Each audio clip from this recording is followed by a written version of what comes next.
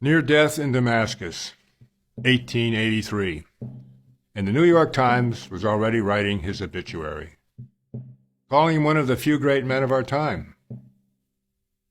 So who was he, and what made him so great?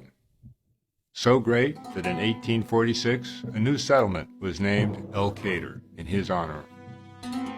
At the time, Emir Abdul-Qadir al-Jazari had made a name for himself internationally and in the United States as a patriot and a freedom fighter. His struggle to unite disparate tribes to resist French colonization was a mere 3 generations after a similar American experience for the British.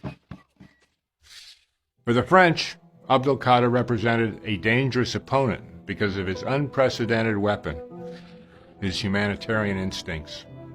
This, coupled with religious guidance, caused him to treat French prisoners no differently than his own men when it came to food, medical attention, and respectful behavior. Such information, the French High Command did everything possible to keep suppressed. More than 20 years later, those same humanitarian instincts caused him to save thousands of Christian lives in Damascus during the Druze riots of 1860. This won him the admiration of leaders around the world, including President Abraham Lincoln, Queen Victoria, Pope Pius IX. Even his former enemy, France, awarded him the Legion of Honor, their highest recognition of valor. His behavior also won the admiration of Muslim leaders, including Imam Shamil, the famed freedom fighter of the Caucasus, and the Ottoman Sultan, Abdul-Majid I. Today, his bust holds an honored place in the foyer of the International Red Cross in Geneva, alongside that of founder Henri Dunant, a Swiss businessman and a European advocate of humane treatment of prisoners. Dunant had his own humanitarian instincts reinforced visiting Algiers when he learned of the uncommonly high standards that the emir held his men to, standards derived from a strict application of Islamic law. So who was he, this Abdul-Qadir? He was a scholar, a warrior, a mystic, poet, diplomat, whose faith was drawn from the 11th century Sufi tradition, that of Abdul-Qadir al-Jilani. To relate to Abdul-Qadir, Americans might think of John Winthrop, the founder and governor of the Massachusetts Bay Company, who ruled by the good book. To Algerians, they have considered Abdul-Qadir as their George Washington since 1962, when they won their independence from France. For Americans, Abdul-Qadir represents a story and a faith model that is badly needed today, badly needed to rebalance perceptions of Islam, a religion with over 1.7 billion adherents. And for Muslims, the emir represents a much-needed source of pride and connection to the best in their own tradition. And that is one of the reasons I wrote a book about his life and times. For Abdul-Qadir, his religion was not a safety belt holding his identity together, but a platform for exploring the meaning of God's universe. His theology was simple. God is greater than whatever we think God is. No one owns God. So how do Muslims today react to Abdul-Qadir's Islam?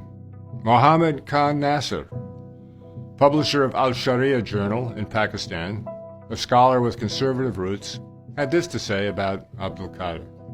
Abdul-Qadir is not only a symbol of the Muslim concept of resistance and struggle against foreign domination, but also an embodiment of true theological, moral, and rational ideas taught by Islam. First, he is not overwhelmed by blind zeal to fight at all costs. Rather, he's capable of weighing the pros and cons and making wise decisions.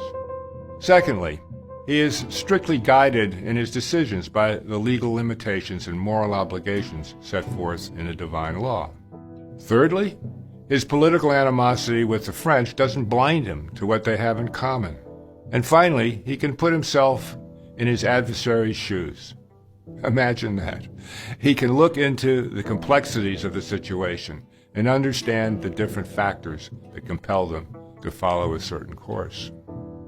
Abdul-Qadir's lived faith inspired people of all traditions, like Cardinal Léon Etienne Duval, a champion of Algerian independence.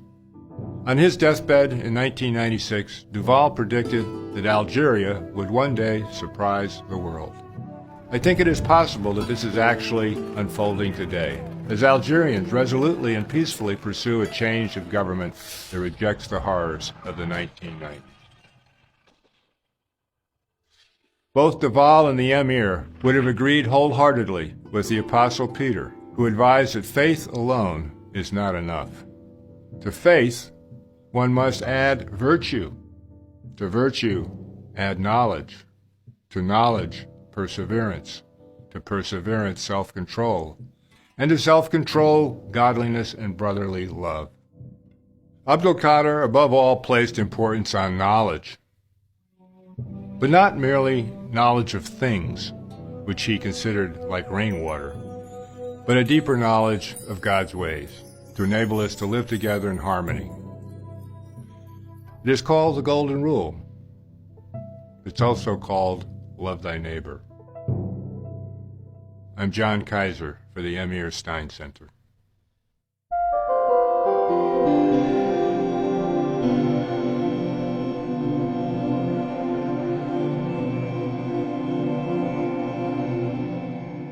This video was produced in collaboration with Alliance of Virtue.